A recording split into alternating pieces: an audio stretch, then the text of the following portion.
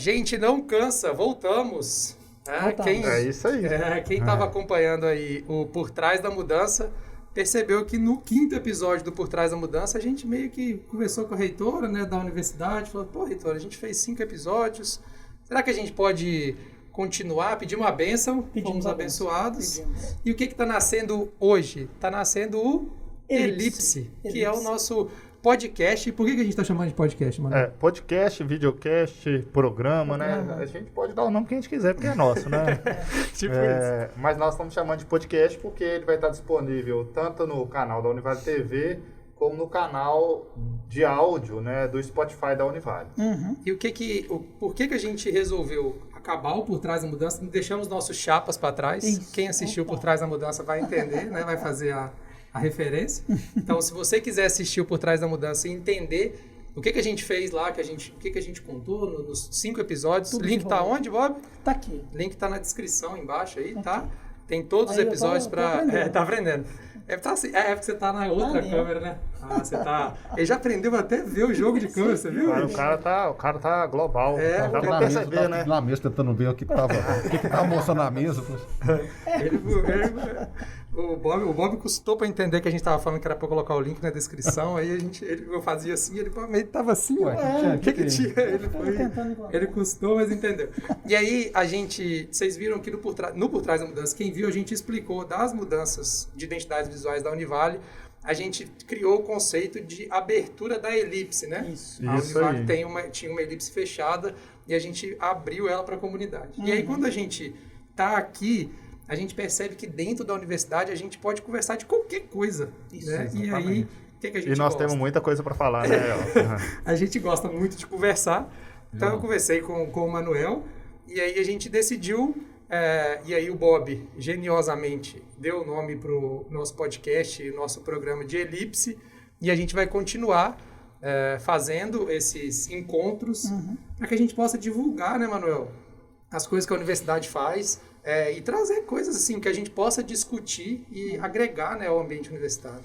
A ideia é que a gente possa falar do dia a dia, né, das coisas que acontecem. A gente está falando da Elipse e a gente fez muita referência a esse universo, a esse ecossistema que essa elipse representa.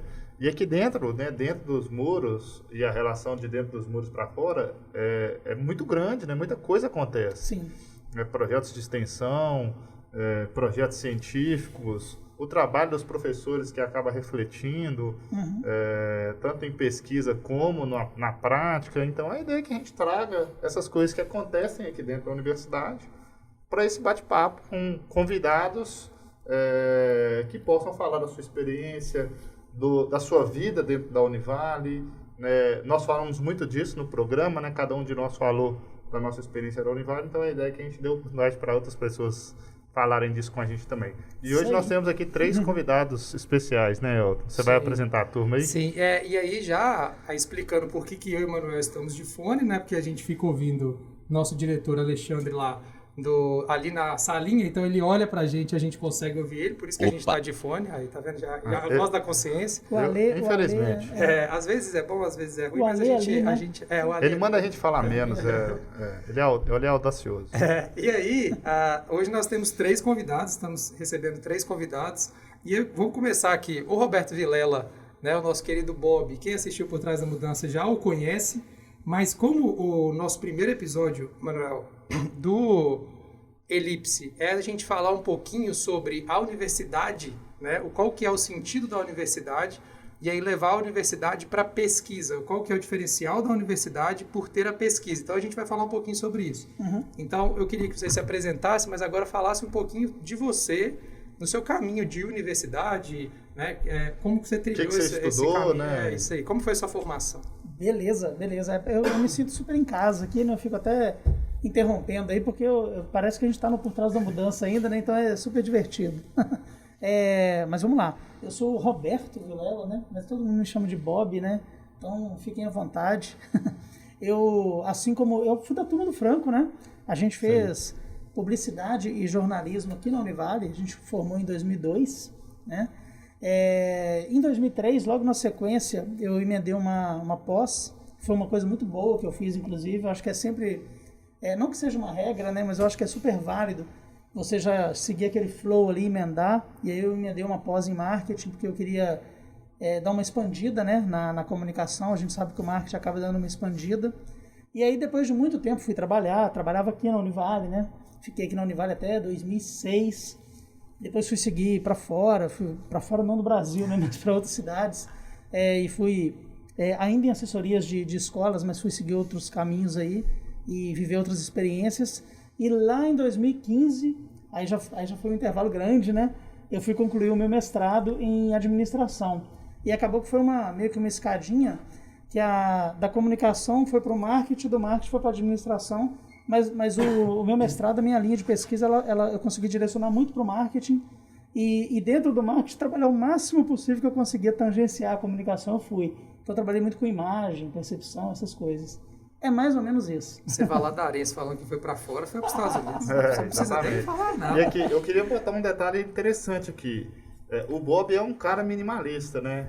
Porque basta ver pelos fones de ouvido, né? O meu e do Elton e o fone de ouvido do Bob, assim. Quem tá no podcast não vai ver, mas quem tá no nosso videocast... Imaginem um fone gigante e o outro pequenininho. Um é um fone do Arnaldo, é o que eu e o Elton estamos usando. O outro é um fone intra-auricular, que é o que o Bob tá usando. E aí, nosso próximo convidado, Franco Dani. Franco Dani, para quem não sabe, né, a gente tinha um podcast aqui, o embrionário, que chamava Papo Universitário, lá em 2016. Eu e o Franco fazia com o professor Van, que na época estava aqui na Univale também. Então é um prazer, Van. Van, na cabeça. É um prazer, Franco, te receber para essa volta, né, para o nosso primeiro programa. É legal de você estar aqui, já que você estava lá no Papo Universitário. Você sabe que o podcast só inaugurou agora, né, que a Globo começou a fazer podcast de áudio, ele só nasceu agora. Mas na época, lá em 2016, a gente fazia aqui na rádio. Então seja bem-vindo ao primeiro Elipse. Importante dizer que quem conhece um pouco da Inglaterra sabe que lá a gente tem os títulos da nobreza, né? E o Franco é nosso Sir, né? Sir Franco Dani, ele tem esse título aqui no curso de comunicação, ele faz parte da nobreza. A gente chega lá ainda. É uma honra estar aqui nessa mesa, porque todos aqui somos do signo de Capricórnio. Se você quer entender esse mistério... né? Ouça o programa, né? Com a reitora, tá? Né? Todos do signo de Capricórnio. Eu era Sagitário, mas o Elton mudou. Né? A reitora estava aqui, então a gente virou capricorniano. Tá? É isso aí. Mas é o seguinte, a gente estava fazendo uma brincadeira aqui com o Van, né, o professor, e na época do doutorado, como a gente é orientando da mesma professora, surgiu essa brincadeira de que a gente era irmãos, e a gente levou isso para a sala de aula. E os alunos não sabiam. Aí a gente falou assim, nós somos irmãos. E aí a gente fez uma postagem em que a gente tirava foto com a orientadora e ela abraçando os dois, e a gente chamava ela de mãe. E aí, na sala, quem viu a postagem começou a chamar a gente de irmão e pegou, né? Então virou uma piadinha aqui dentro, aqui interna. Mas da minha trajetória, acho que o Bob já adiantou, né, com relação à nossa formação aqui dentro da Univale, né, da nossa dupla habilitação aí. E aí nós, em 2013, né, porque nesse período que eu saí da faculdade, 2002, né, para cá, então assim, nesse período eu passei pela assessoria da prefeitura, passei rapidamente pela assessoria da Câmara, aí fiquei no Diário 10 anos, e do Diário, lá no Diário mesmo, assim, trabalhei com a parte de jornalismo online. É o Diário do Rio Doce, né, Franco? Diário do Rio Doce, Jornal Diário do Rio Doce, isso. Então a gente trabalhou tanto com a parte de impresso. Eu entrei, na época não tinha estágio, né? Era contratação mesmo, a gente entrava, ficava 3 meses de experiência.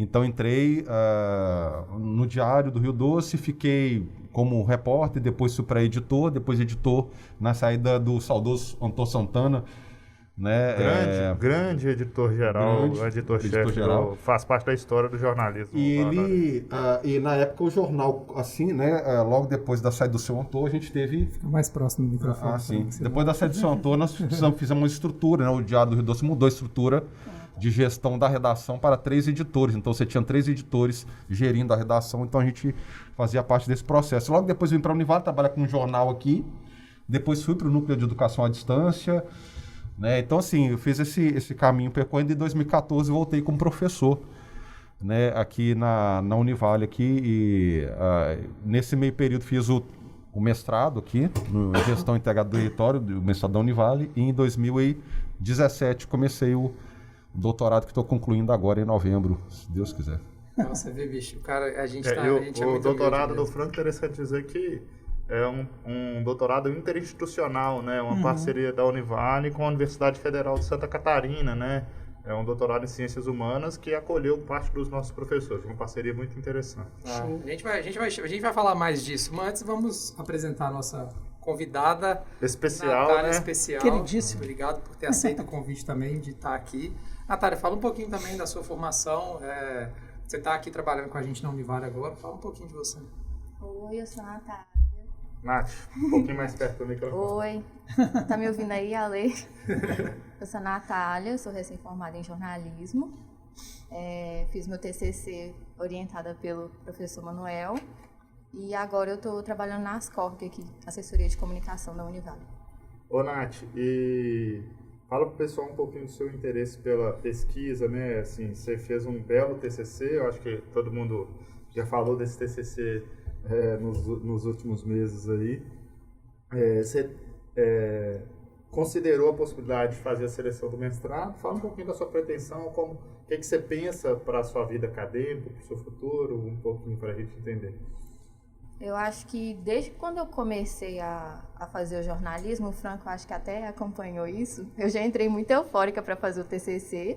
Eu queria muito pesquisar, mas eu não fazia ideia nenhuma do que envolvia a pesquisa, metodologia, nada. Eu só sabia que eu queria encontrar respostas e fazer mais perguntas e continuar nesse flow aí. Daí, quando eu fiz o meu TCC, eu comecei a entender o que era a comunicação. E como que ela é global e ela encaixa em tudo, e tudo tem um porquê, tudo tem um motivo. E eu quero saber mais. Eu acho que a Nath vai lembrar que nós tivemos... Você lembra uma conversa que a gente teve? Eu acho que era no segundo período dela, segundo período de curso. Ela já estava, inclusive, impulsionada até por... Né, já tinha a Letícia, que estava no curso, né, que era muito amiga da Natália, e a Letícia estava já de saída do curso, estava formando, e a Letícia hoje está terminando o mestrado dela na UFMG, né, na comunicação, e isso também, de certa forma, influenciou muito a Natália também, né, e eu me lembro de uma conversa que a gente teve lá na entrada do mestrado, a gente falando sobre as possibilidades de publicação, aí eu falava com ela assim, ela falava, eu queria escrever, mas eu não sei como fazer, e a gente começava a falar sobre o Intercom, e as possibilidades da pesquisa, o que ela podia fazer, a gente trocava ideias sobre as questões do TCC, mas o curioso foi isso, que a gente era segundo período ainda do curso, né? Estava no ano inicial e a gente conversando exatamente nas proximidades do mestrado, né? Sem saber o que estava por vir aí. E o mais curioso também é que quando a Letícia apresentou o TCC dela, eu vim para a apresentação. E eu nem pensava, nem cogitava em fazer jornalismo. Se eu não me engano, eu estava fazendo ou arquitetura ou ciências contábeis. os primeiros períodos, né? Era um desses dois cursos que eu estava fazendo e eu lembro dela conversando comigo, que ela fez sobre o Capitão América, então é puxado para os quadrinhos, né? Eu gostava de ler na época. E ver aquela empolgação dela pesquisar, eu acho que foi o que começou também em mim querer saber.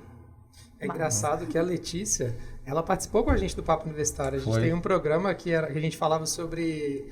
Na época, estava 2016, ainda tinha uma discussão muito grande dessa coisa da mulher e a cultura pop mesmo, né? De como ela era representada. E aí a Letícia participou com a gente justamente porque ela fazia as pesquisas dela, inclusive o mestrado dela foi também para essa área, né? De pesquisar história em quadrinhos. Mas aí, para a gente poder... Somos professores, aí resolve fazer um podcast, videocast aí, como o Manuel falou. A gente gosta de deixar as coisas bem lineares para deixar bem, assim, didático, o mais didático possível. A gente sabe que existe a diferença da faculdade, centro universitário e universidade, né?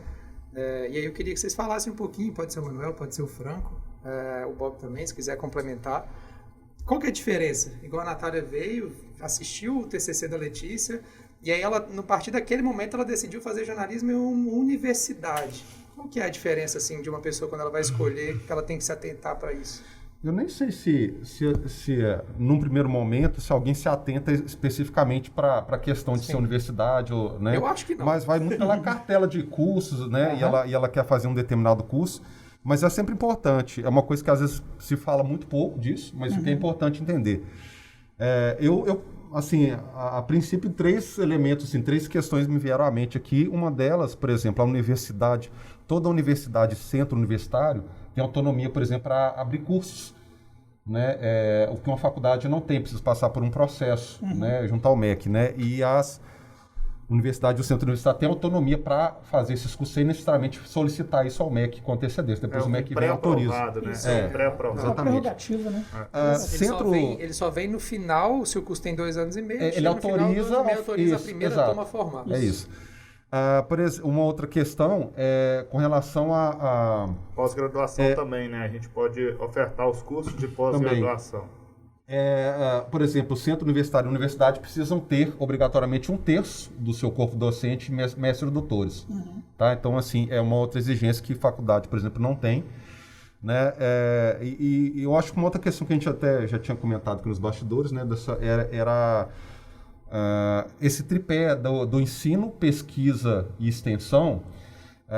Toda universidade e centro universitário, eles precisam ofertar, por exemplo, a universidade obrigatoriamente tem que ofertar os 3. Tá? Tem que ter ensino, pesquisa e extensão na sua estrutura, atividades desses 3 segmentos. O centro universitário, ele pode oferecer ensino e pesquisa ou ensino e extensão. Vai ter que ter pelo menos 2. Pelo menos 2. Ele pode até ofertar os 3, mas no mínimo 2. Ou um e outro, tá? Ele tem que ofertar. A faculdade não tem essa obrigatoriedade. Então, basicamente, são assim. E tem a exigência de pós-graduação em stricto sensu. Também, exato. Aí você vai ter que ter um número X de oferta de pós-graduação em stricto sensu. E a faculdade não precisa. Na prática, vai fazer...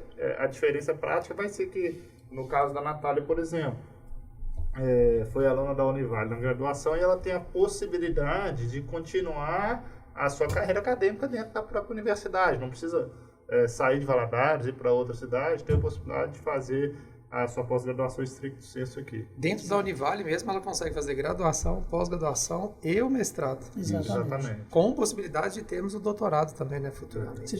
Por conta desse campo que a universidade abre, né, pra gente. Tem sido a Univale tem um projeto sólido, já encaminhado. A gente está aguardando a aprovação, com expectativas boas, né? Que o mestrado, porque na hora que eu falei assim, será que eu podia falar? Agora tá falada, né? Agora já foi. Sim. Só azar que a nossa audiência é basicamente o nosso presidente, diretora executiva, reitora e pró-reitora. Se você tiver falado alguma informação... Porque a gente, quando a gente estava fazendo Por Trás da Mudança, a gente ficava, quem está assistindo aí? As 4 pessoas que estão assistindo, que é as únicas, para ver se a gente está falando bobeira. Se eu falei, vai chegar a cartinha aí. Né? Audiência qualificada. Faltou você falar, né? Você também é um egresso aqui da Univale que caminhou aí a perspectiva da pós-graduação em stricto sensu, fez mestrado aqui na casa. Fala um pouquinho da sua pesquisa pra gente também. Isso é legal, cara, da gente falar. Aí você falou que tem um mestrado na Univale. E aí foi uma dúvida. Na época, eu tô com o Franco aqui hoje, tô lembrando muito do nosso podcast, porque na época que eu fui fazer o mestrado, a gente tinha o professor Carlos Lira, né? Que estava fazendo doutorado na época. E a gente sentou, porque, tipo assim, eu tinha a dúvida de se eu faria o mestrado ou não. Porque na minha cabeça, na época, eu ficava muito em dúvida se o mestrado me ajudaria no mercado profissional, saca? Tipo assim, eu vou fazer um mestrado, beleza, mas tem essa coisa do mestrado para docência, né? Tipo assim, de você fazer o mestrado e ser professor. Sim. E aí eu falei, eu chamei ele, na época tinha uma menina que também estava fazendo mestrado, que era da pedagogia, e a gente trocou ideia sobre isso. E eu até que é uma parte da pauta que eu queria entrar, que é a gente falar também sobre o porquê se manter nisso, né? E aí eu vou falar o porquê que eu fiz, né, o mestrado. Então eu tenho graduação aqui na Univale, fiz a pós-graduação, e quando eu fiz o mestrado, foi porque eu já estava completamente consolidado como professor, né? E aí, por exemplo, a Natália, ela acabou de sair da universidade, né, formou, ela tem que fazer esse caminho, né? O caminho que ela pode fazer direto o mestrado, se ela quiser, ela não precisa fazer uma pós-graduação, mas acaba que esse é o caminho. A sociedade nos impõe tanto caminho, né? Aí todo mundo fica achando que você tem que fazer graduação, pós, mas não é, você pode fazer direto. Mas assim, como que a gente... Inclusive, existe a possibilidade de fazer o doutorado direto, né? Não é muito comum, mas algumas pessoas fazem. E eu acho que às vezes não é muito comum, porque eu acho que o doutorado assusta muito, né, a pessoa ir direto fazer, assim, sem ela fazer um mestrado. Mas aí, é isso que eu queria puxar, da gente tentar entender o porquê que as pessoas se mantêm na pesquisa. E aí falar um pouquinho, você pode até começar a falar por você, né, que você tem a graduação, tem o mestrado, o que te fez seguir para... eu quero continuar, quero fazer um mestrado, depois a gente joga a pergunta para o Bob e para o Franco e a Nath fala das perspectivas dela. No meu caso, é um caminho muito natural. Eu venho de uma família de professores, né? Meus pais são professores, ambos são doutores. Dos irmãos dos meus pais, são 2 pós-doutores, professores universitários, um na Universidade de Brasília e outro na Universidade Federal de Uberlândia. Eu tenho um tio que é professor do ensino médio, irmão do meu pai. A esposa dele, professora doutora, também lá na Federal de Uberlândia. Na família da minha mãe, todas as irmãs professoras de escola. Então eu vim de uma família de professores. Eu acho que isso está em mim mesmo, assim. Parece que eu não tive escolha, né? Então quando eu me formei em 2005 aqui na Univale, eu fui calouro do Franco e do Bob, com diferença grande, né? Eles estavam formando, eu estava chegando, por isso que a idade, né? Por isso que a CUTS aqui é bem melhor. Imagina o trote do Bob, né? Mandando o cara criar trocadilho. Ele ficou 7 horas fazendo piada, cara. Olha, tá vendo? Tranca a pessoa na sala e o trote é ouvir os trocadilhos dele durante 7 horas. Mas aí, quando eu me formei em 2005, eu já sabia que eu queria ser professor. Só que eu tive uma experiência um pouco negativa, não foi tão negativa assim, mas eu percebia que alguns dos meus professores não tinham a experiência de mercado. E aí eu coloquei na cabeça que para ser um bom professor eu teria que acumular experiência de mercado e depois ir buscar o caminho acadêmico. Então, assim como o Bob, eu saí, fui trabalhar, fiz muitas coisas e sempre fui um cara que gostei muito da pós-graduação lato sensu. Eu gosto da pós-graduação lato sensu, porque ela é rápida, ela geralmente está atualizada com o contexto do mercado. Então eu fui fazendo uma pós atrás da outra. Então eu formei, fui para São Paulo, do tempo que estive lá, eu fiz uma pós lá na USP, em Relações Públicas.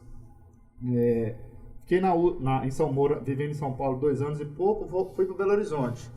Aí em BH eu fiz uma pós na Fundação Dom Cabral em gestão de marketing.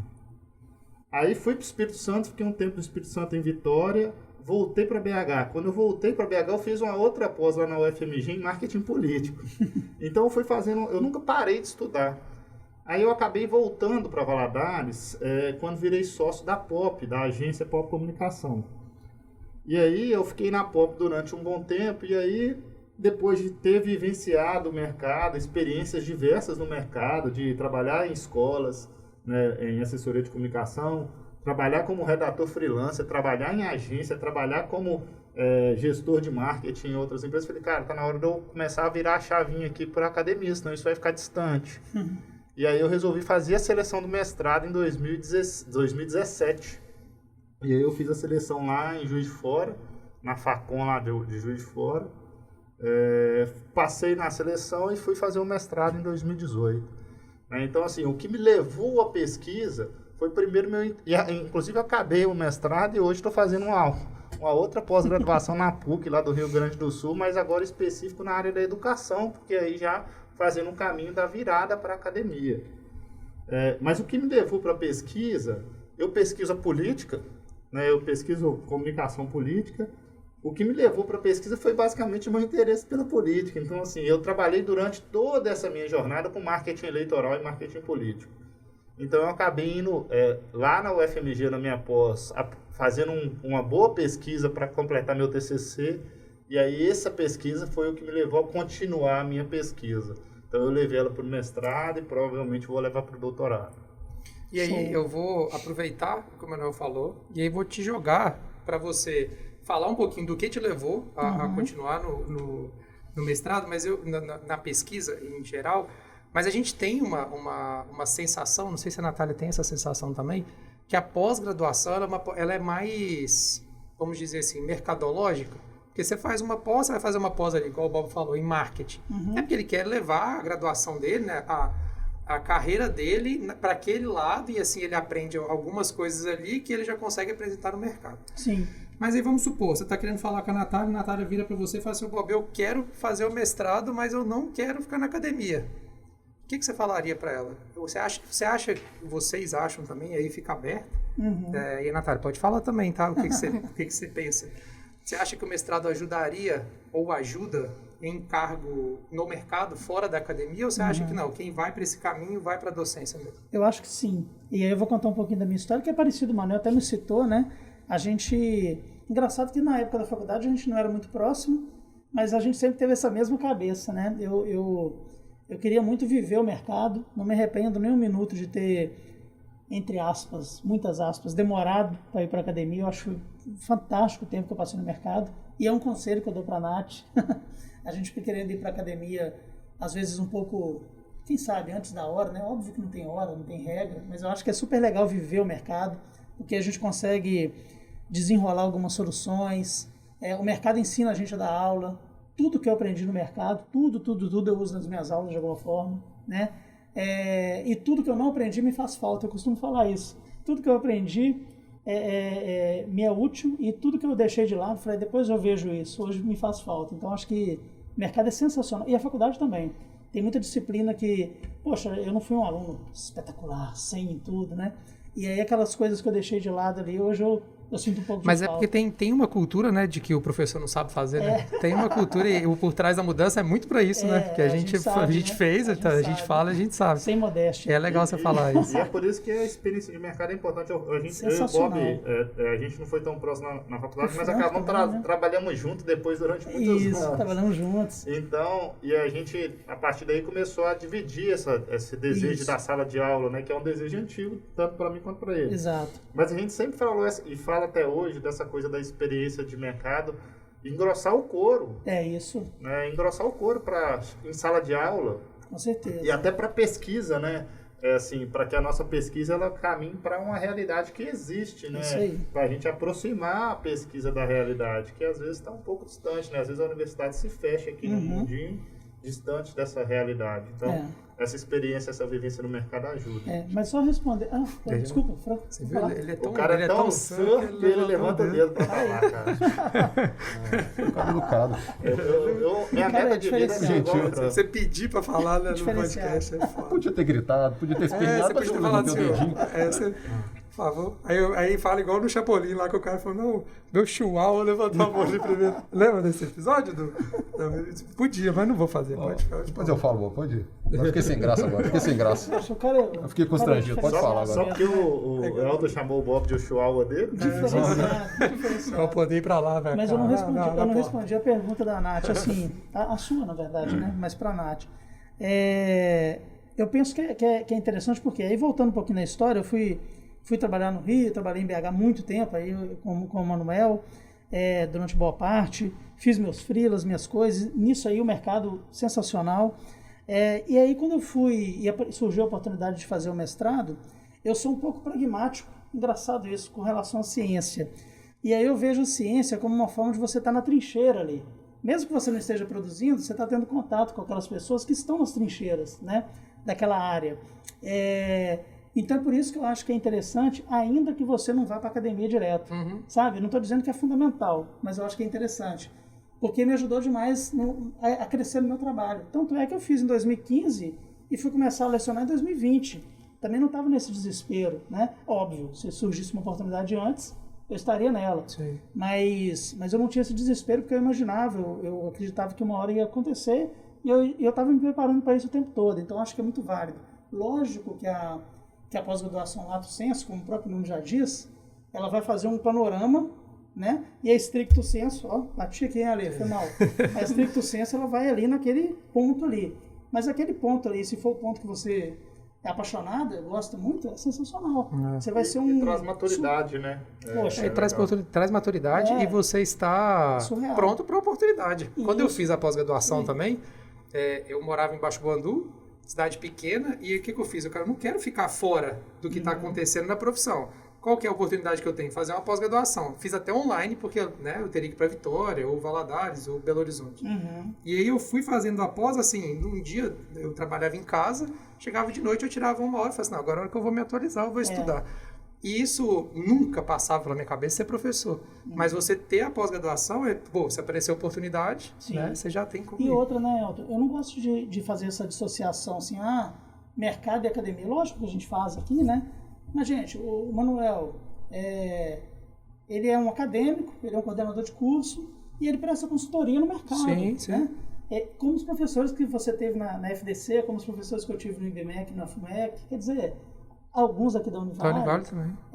Faz uma campanha política, quer dizer, e aí é uma coisa alimentando a outra, né? A academia alimentando, aí vamos fazer a dissociação. E nem pretende sair, né? Porque, na verdade, isso continua nos amadurecendo. Acho que a gente deveria deixar o Franco. Vai, Franco, pode falar agora. Ele já tá ali. Ele já tá até fazendo outras coisas. Ele tá nem aí mais pro programa. Ele não consegue mais focar. Eu tava no carteado aqui já. Jogando paciência. Angry Birds. Eu ia fazer uma consideração, porque o Bob falou um negócio que se assemelha. Por exemplo, eu também nunca tinha pretensão de dar aula, nada disso, né, nessas questões. Então, a minha ida para o mercado, ela aconteceu muito rápido, de forma muito rápida, porque assim, eu estava no primeiro ano de faculdade, quando surgiu a vaga no Diário do Rio Doce. Nessa época eu estava fazendo estágio na prefeitura, né, com a Cleusane Lotti, né, saudosa Cleusane. Ela não morreu não, tá? Mas eu tô falando saudosa porque ela não tá mais em Valadares. Ela tá em São Paulo, que inclusive é uma grande referência para a comunicação. É enorme, é uma grande... Aprendi demais com ela e com... Aí sim, o nosso saudoso Marcos Mendes, né? Esse nos deixou, né? Que foi nosso professor. Que foi nosso professor aqui. Então, assim, são duas pessoas que me impulsionaram para fazer o jornalismo. E aí, com a Cleusane me abriu a oportunidade para fazer o estágio na prefeitura, na assessoria de comunicação, durante um período. E aí surgiu a vaga no Diário, ela sugeriu, concorre lá, né? Acho que você tem um perfil, tá? Eu concorri a essa vaga, fiquei com a vaga. E eu estava no primeiro ano de faculdade, né? E eu lembro que eu entrei e, assim, rapidamente a coisa aconteceu. Eu fiquei no período probatório lá e depois segui. Então eu fiquei esses 10 anos, eu meio que dei uma estacionada nos estudos, sabe? No sentido de fiquei concentrado muito no mercado, né? Esse período diário. E aí acabei assim, não fiz nenhuma pós, não fiz nada, parei, assim, estacionei nessa parte do estudo e fui fazer, cumprir as demandas e tudo mais. Mas em 2013 surgiu uma oportunidade no mestrado, porque eles estavam, na época, selecionando, e primeiro lugar ganhava uma bolsa integral, né? E eu falei, bom, eu vou tentar, não custa nada, né?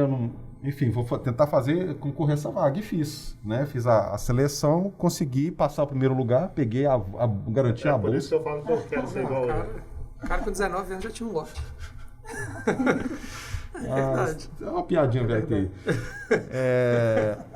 E aí eu acabei entrando, aí eu comecei a sentir um estranhamento, porque eu já tinha muito tempo sem fazer uma pós, sem fazer nada, né? Fiquei aquele período vago, de mais de 10 anos sem estudar. E aí direto pro mestrado. Direto pro mestrado. Aperta o carro. Foi uma paulada, né? Foi uma paulada. Foi assim, e por isso que eu falo que hoje, todo mundo que me pergunta sobre doutorado, eu falo que para quem o doutorado ele parece um monstro de 7 cabeças, porque... são 4 anos e é uma pesquisa muito mais aprofundada. Mas para quem, por exemplo, já passou pelo mestrado, acho que o mestrado ele é muito mais denso para quem sai, porque assim, é um processo que você sai da graduação, que você tem um nível de exigência, e você vai para o mestrado, que é um outro nível de exigência. Né? E aí lá o estranhamento e assim, você tem 2 anos para desenvolver a pesquisa. Então o tempo é muito curto. No doutorado você tem um tempo maior e você já conhece, você já tem experiência do mestrado. Então, você chega no doutorado, você conduz o processo.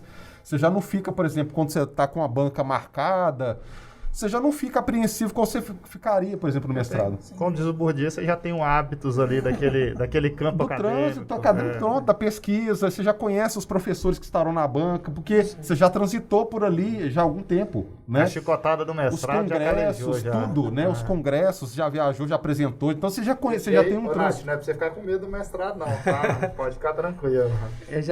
Nós sobrevivemos, nós 4.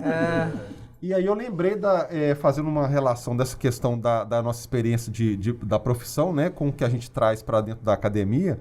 E aí, ou seja, em 2013 comecei o mestrado e em 2014 comecei a dar aula. E aí eu comecei assim, eu lembro que as primeiras aulas que eu dava, né, era, inclusive que no ED2, eram aos sábados. Eu dava aula aos sábados, sábado a tarde toda.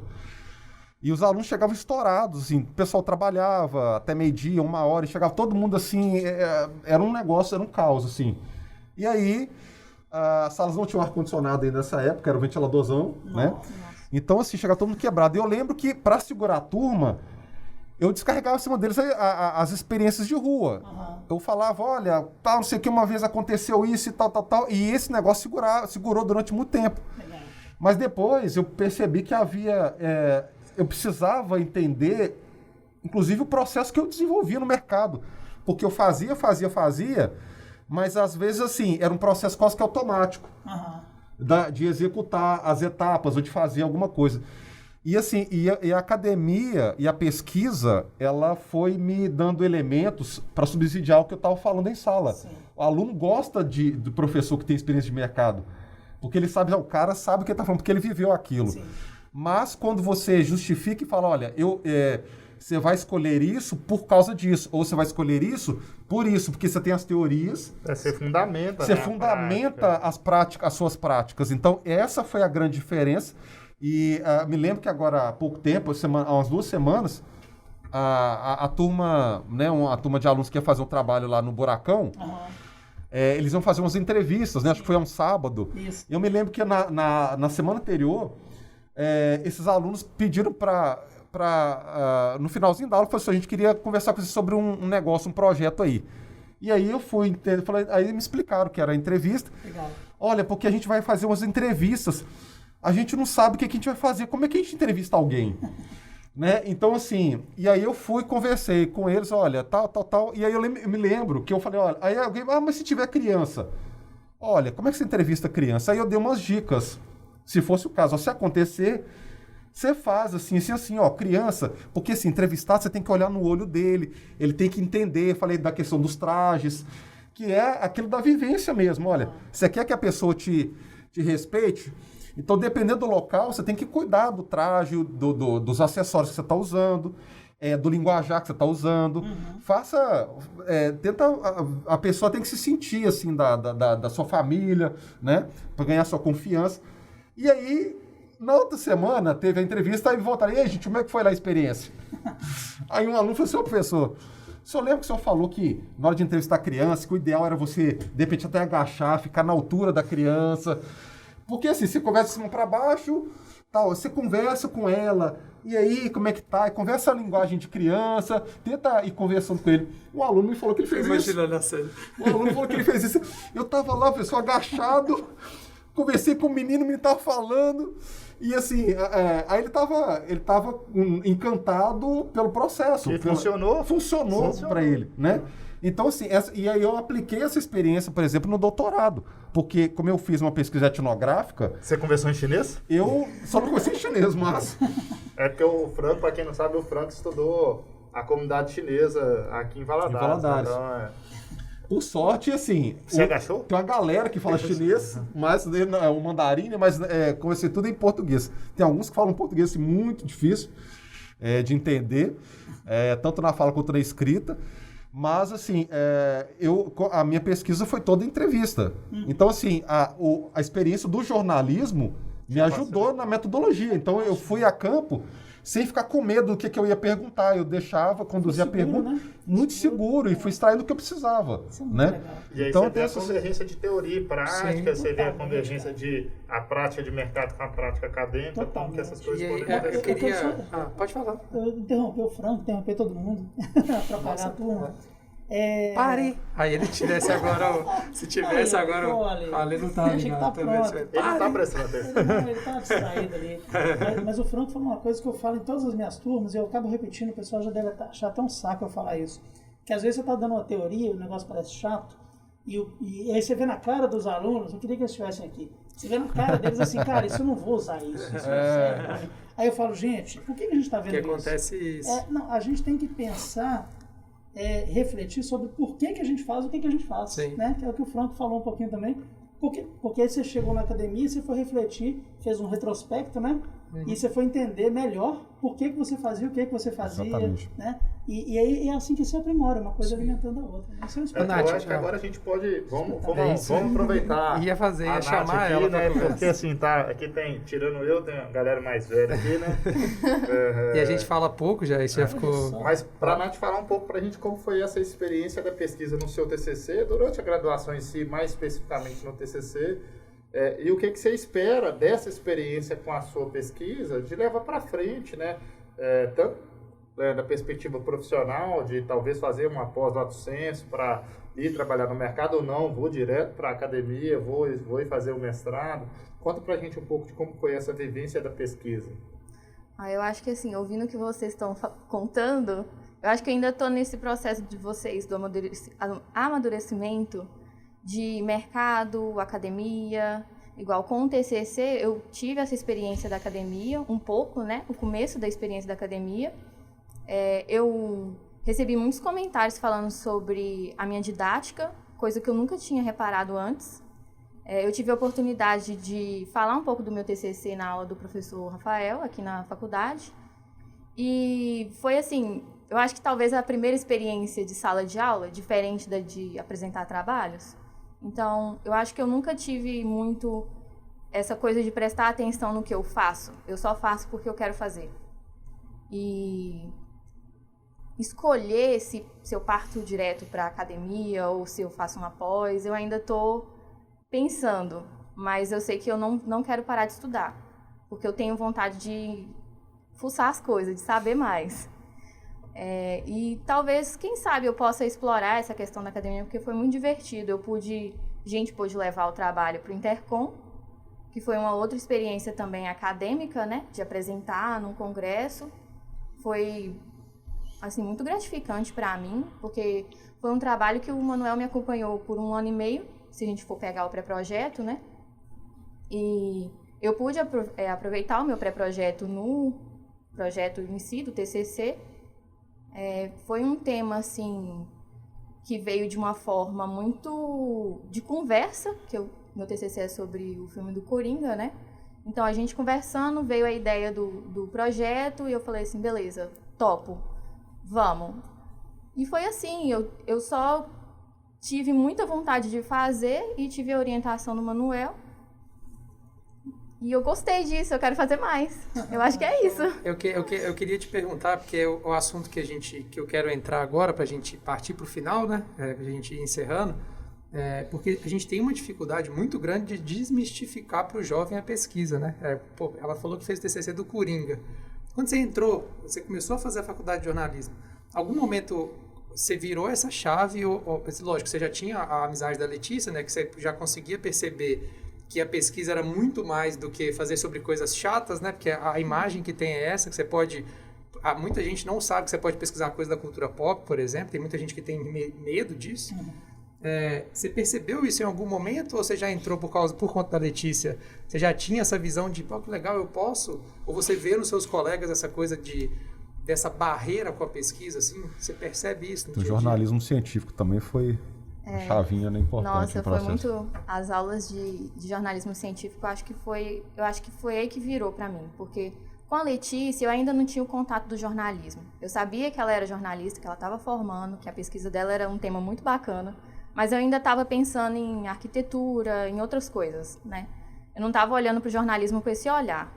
Talvez um olhar mais disruptivo, né? Daquela coisa formal, do jornalismo de TV e tal. Mas não com tanto detalhe assim. Daí foi no curso mesmo que eu passei a olhar dessa forma. E eu vi que ela fez algo que ela gostou, Na época, eu lembro até no começo, eu queria falar sobre o retrato de Dorian Gray, o livro do Oscar Wilde, mas eu não sabia do processo, eu não fazia ideia do que envolvia um TCC e tal. Eu já tive outras experiências de fazer projeto, que eu fiz o ensino médio no Sebrae, então a gente teve, ao longo do curso que a gente fazia junto com o curso técnico, a gente teve alguns projetos ao longo do curso, mas não era nada parecido com o TCC. Tinha aquela parte burocrática de apresentar trabalho formal, missão, visão, valores e tal. A gente tinha um código para respeitar na hora de apresentar o trabalho, então eu já imaginava que seria uma formalidade parecida no TCC. Acabou que foi sentado no computador na frente da webcam, né? Mas eu meio que já estava preparada ali. Mas assim, no TCC... Era isso, ela ficou nervosa e ansiosa do mesmo jeito, a gente. Já tava vai ser remoto, vai ser na webcam. Não, eu passei foi uma semana fritando de ansiedade. Sim, no Intercom também. Eu acho que no Intercom eu fiquei até mais nervosa, mas, né, é uma outra proporção. Mas eu sabia disso, que eu queria encontrar alguma coisa que eu gostasse, mas eu não fazia ideia de metodologia, de análise de discurso, não estava pensando nisso. Mas depois, assim, eu acho que, igual eu falei, conversei com o pessoal na sala, eu tive muito o apoio do Manuel na hora de decodificar isso para mim. De entender como é que funciona a pesquisa, que eu não podia fugir muito da parte da comunicação, eu tinha que trazer a comunicação para o filme, olhar o filme com o olhar da comunicação. E eu acho que é isso, eu tive a orientação para seguir, para canalizar a minha força de vontade.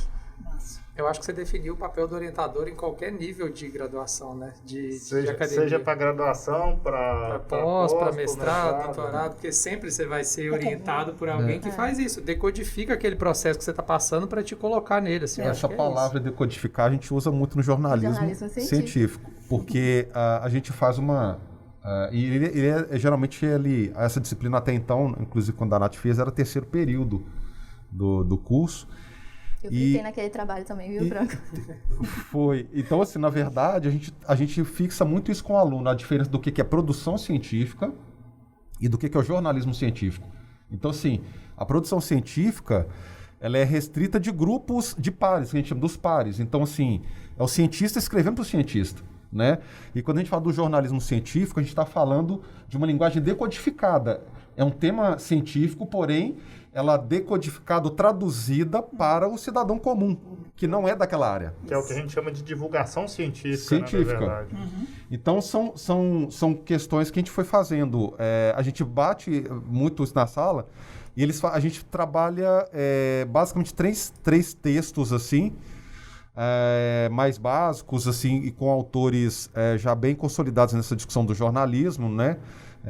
Como Wilson Bueno, a Fabíola de Oliveira e tal. A gente trabalha alguns autores exatamente para reforçar essa questão do uso da imagem no jornalismo científico. Aí a gente começa a explorar aquelas revistas científicas e tal, para mostrar para eles que a ciência, a pesquisa, ela não é esse bicho de sete cabeças que se pinta. Porque assim, quando a gente começa, gente, esse mês vocês vão ter jornalismo científico. Os meninos desesperam. Falam assim, ai meu Deus, jornalismo científico. Aí quando você começa a conduzir a disciplina, eles vão entendendo o processo e fica muito mais fácil assimilar do que Mas esse gancho que a gente chega aqui no momento, que assim, é muito difícil você falar para uma pessoa que assiste vídeos de 1 minuto, no máximo, por dia, que ela vai ter que ler um livro. Né? E aí eu vou aproveitar, né, que todos nós somos da comunicação e tentar puxar esse gancho. Como que você vende muito entre aspas, muitas aspas, né? Quem está ouvindo aí, estou fazendo coelhinhos voadores, né, que a galera do podcast faz. Como que a gente vende para as pessoas que, cara, vão fazer um mestrado que é legal? Como que a gente faz isso? Como que você mostra para um interessado que ele pode fazer uma graduação, pode fazer uma pós-graduação, pode fazer um mestrado, que isso, além de ajudar ele como ser humano, como pesquisador, pode ajudar ele na carreira do mercado também, né? Tipo de... Eu vou levantar o dedinho igual, vai lá. Só para ver se eu consigo ser educado. Eu costumo falar assim, eu já falei isso em várias ocasiões diferentes, seja em palestras em escolas, seja na sala de aula, seja no bate-papo com amigos, que a gente vive um mundo muito preocupante, em que um discurso perigoso que desconstrói a universidade ganha força. Poxa, eu sou de uma família de professores, né? Eu fiquei 15 anos no mercado pavimentando uma estrada para eu aí sim virar a chave e vir para a academia.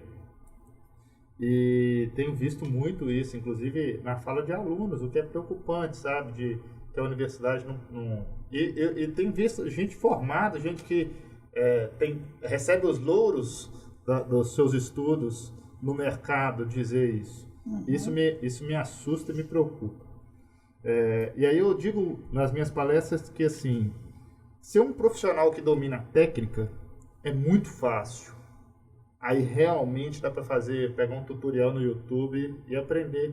Porque aprender a técnica, cara, tá disponível para todos. A técnica é acessível. Cada vez mais, né? Muito, até.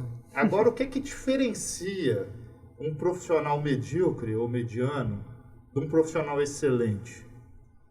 O profissional excelente é aquele profissional que consegue superar a técnica e, além da técnica, ultrapassar a técnica, inclusive justificando ela, ou usando mais de uma, unificando ela, sendo interdisciplinar.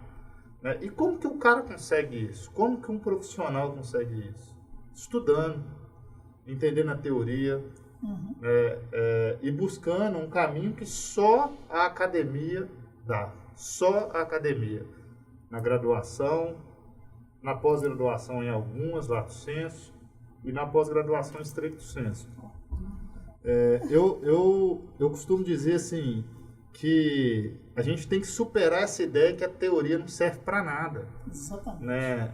A teoria, todas elas, buscam em qualquer área, não só na comunicação, buscam explicar a dinâmica do mundo. É uma observação, a ciência surgiu lá nos filósofos gregos a partir da observação dos fatos. Os filósofos gregos olhavam para a natureza e buscavam explicar o mundo.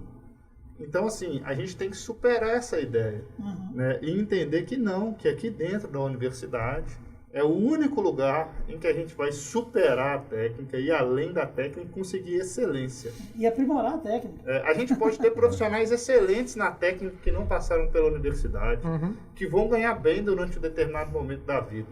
Mas na hora que aquela técnica estiver passada, porque a técnica passa, o que eles vão fazer? Eu dou um exemplo da turma que gosta do tráfego, né? Que é uma coisa que está muito comum na comunicação, que é a compra de mídia digital. Eu sou craque no tráfego. Se eu usar Facebook Ads, Instagram Ads, TikTok Ads, Spotify Ads, todos os ads do mundo. E na hora que isso não for o quente fervendo, eu vou fazer o quê? Porque operar a ferramenta lá é fácil. Eu compro um curso online, faço o curso online e sei operar a ferramenta. Agora, por que eu tomo as minhas decisões? Por que eu escolho? Qual tipo de decisão eu tomo? Não vou conseguir aprender assim. Então, eu sempre vou defender que seja a graduação, seja a especialização, seja o mestrado, são os únicos caminhos para a gente ir além da técnica. Eu tenho uma teoria muito chula, assim, teoria muito baixa para isso, tá? Vou citar filósofo, vou citar nada, é minha teoria. Eu acho que a gente chega num ponto, e aí eu vou fazer um exemplo. A gente fala muito, por exemplo, que a gente, na rua, a galera só ouve sertanejo, funk, pagode, quem gosta de outro tipo de música. Mas quando você ouve a música que você gosta, você tem vergonha de abrir a janela. Sacou? Tipo assim, quando eu tô andando, eu tô ouvindo Ana e Vitória. Ana Vitória.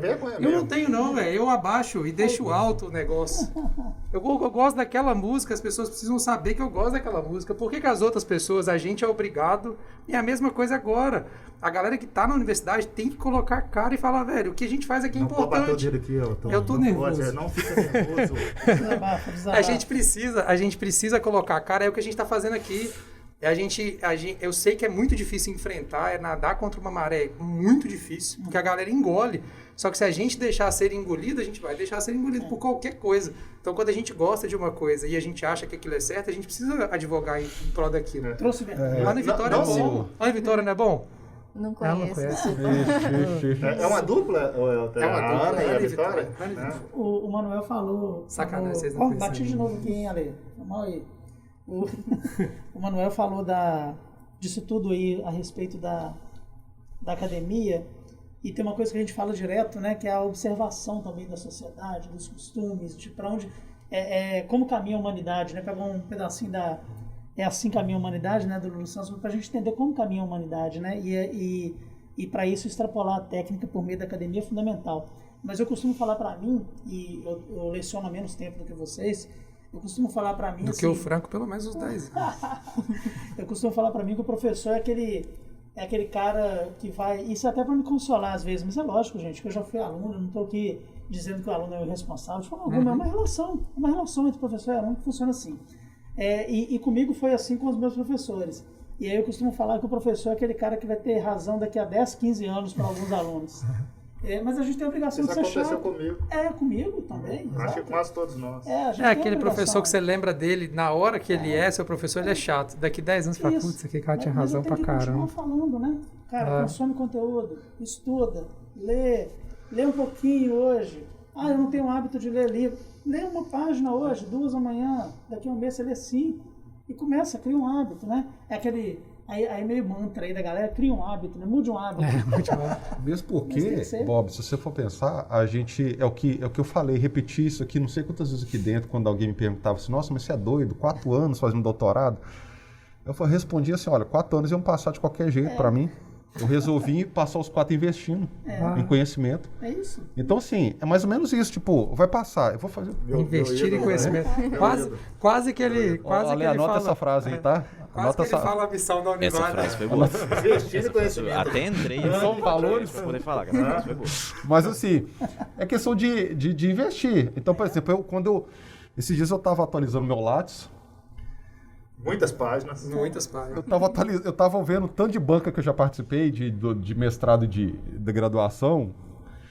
Falei, assim, a variedade de temas, de coisas que eu aprendi, orientando e participando de banca, É fenomenal. isso é Não um tem investimento que você Não tem faz. preço. E aí você vai observando. Então, o que o Manel falou, eu fiquei rapidamente, eu lembrei, por exemplo, quando dentro do jornalismo você pensa o porquê da notícia acontecer, o porquê, por exemplo, do jornal dar aquela notícia ou priorizar primeiro aquela notícia em detrimento de outra.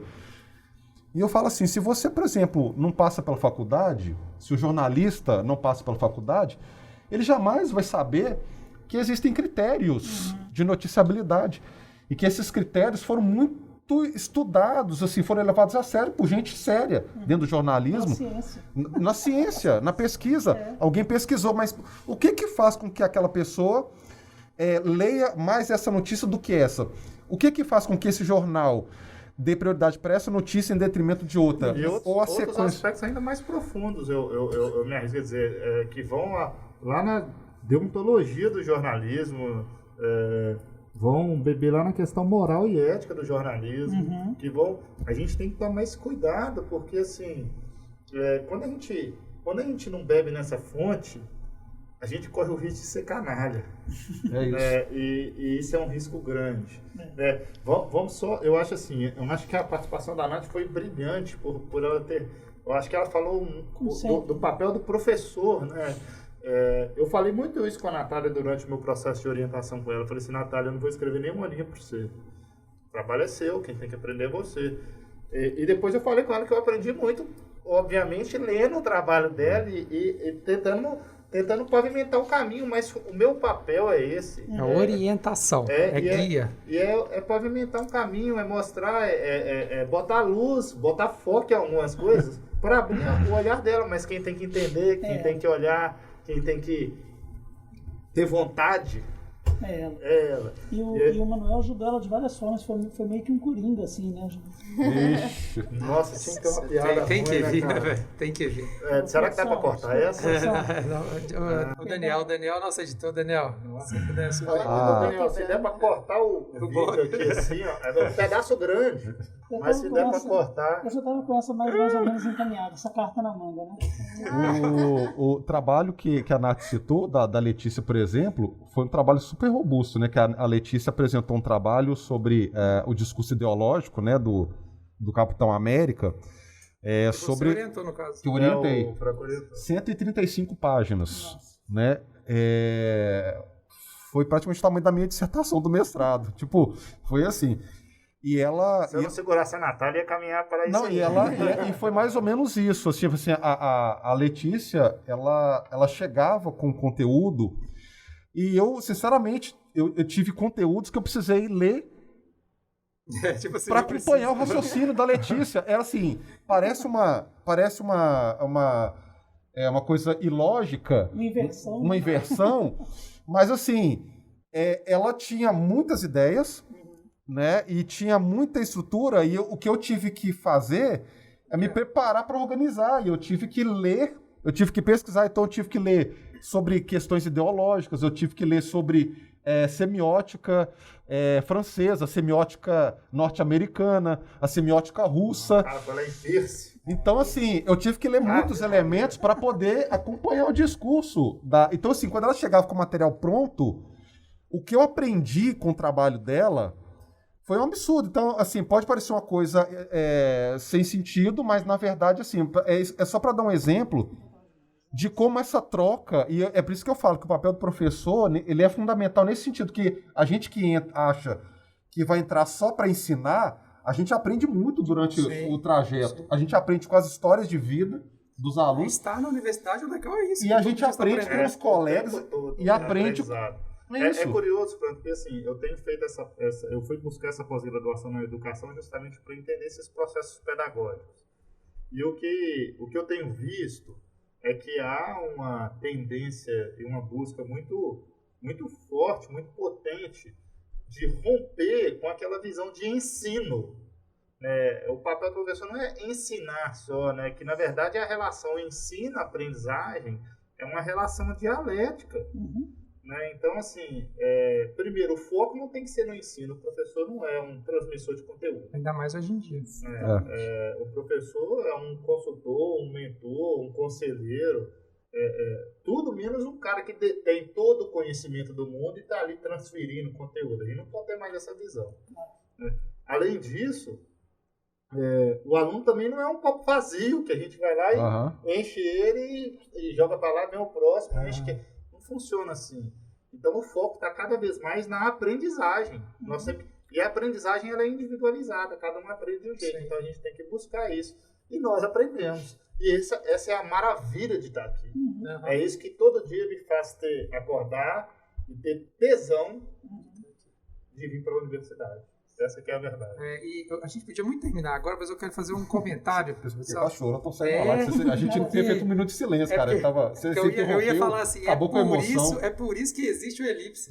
A gente poder conversar, trazer a galera, mas... O mundo dá voltas, viu? O mundo dá voltas.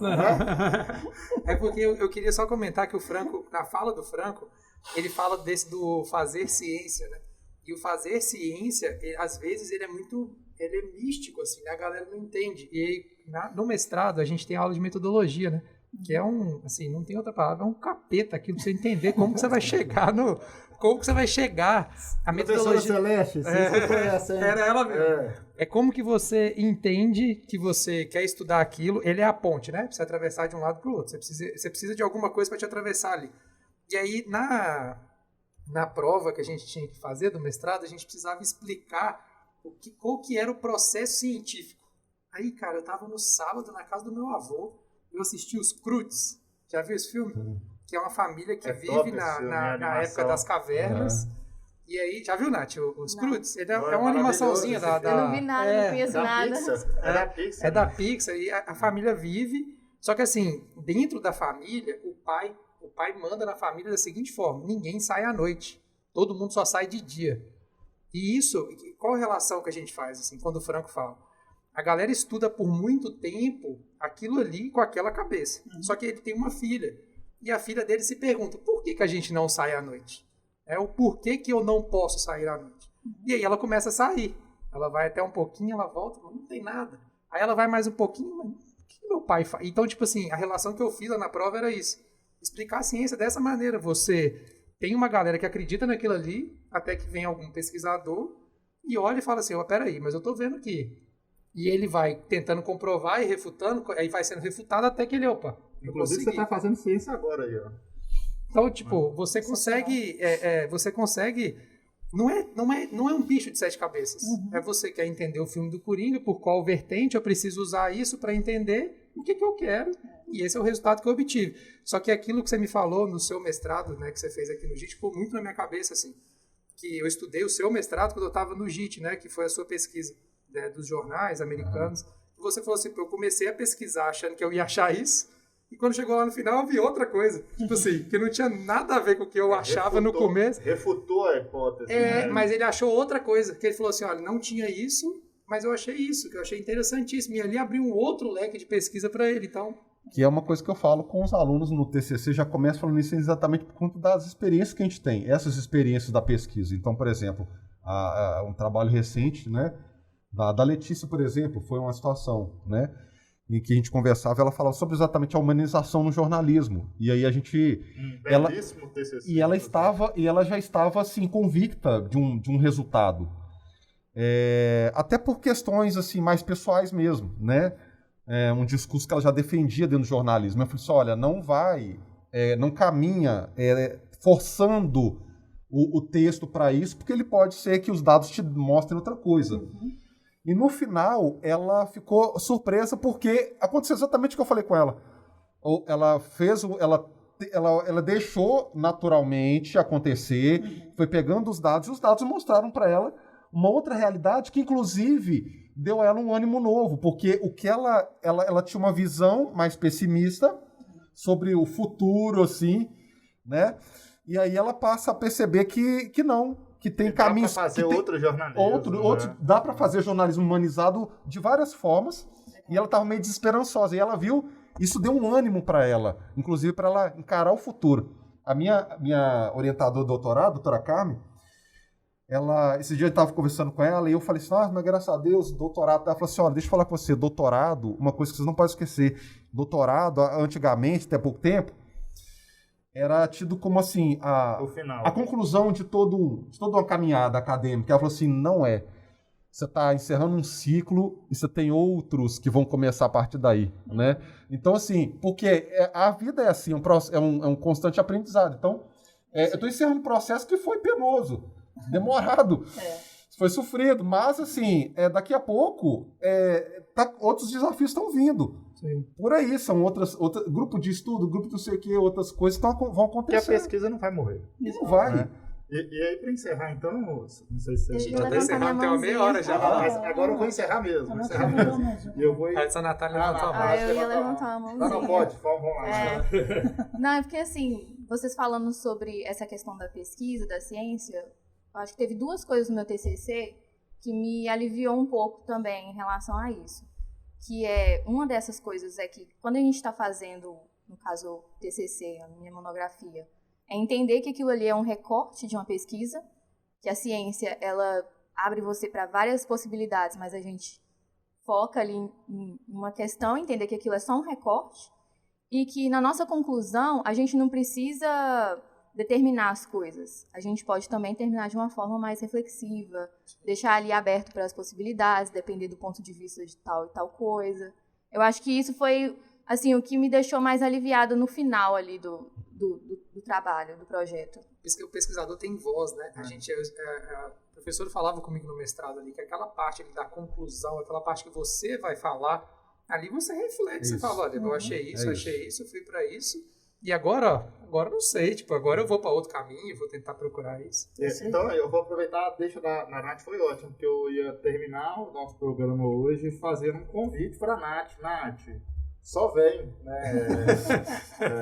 Vai para o mestrado, estuda, se você sente que esse é um caminho que você pode percorrer, percorram, né? Que a gente aqui, eu acho que deu para perceber que gosta muito do que faz e apesar do não é fácil, a vida do professor é difícil, a gente sofre muito, reclama muito, briga muito, mas eu posso garantir que é gratificante. Eu, pelo menos, fico muito feliz quando te vejo aqui, depois do nosso percurso do TCC, depois do percurso como professor, seu interesse de pesquisar. Então, vale a pena. Tomara que você encontre uma Nath quando você estiver no meu lugar. Vamos expandir o convite, né, Manuel? Que o GIT da Univale tem, se eu não me engano, está com inscrições abertas agora. Inscrições abertas. Vamos deixar o link. E aí, se eu for para a câmera aberta, ele Você fica... escreveu na mesa, hein? O Franco é outro dinossauro. Os caras Tá no não link são da da descrição do YouTube. Se a gente tiver lá Eu na não sei se aberta... vocês perceberam, o Bob embaixo. falou que eles formaram em 2002. Você vê que os caras não são no tempo da internet. Não é porque a gente escrevia na mesa, né, Bob? Ó, acesse aqui o que tá escrito aqui. Ó. Escrevia na máquina de escrever. Outros tempos. E rodava, né? Ô, gente, nós vamos ficar por aqui. O link do edital do GIT está lá no site da Univale. Vamos deixar na descrição para Univale.br, facilitar. na descrição do site vai estar lá. Estão todos convidados. Um mestrado interdisciplinar com uma visão extremamente aberta para a ciência. Sejam bem-vindos e obrigado pela audiência. Valeu, gente. Até o próximo. Tchau. Tchau.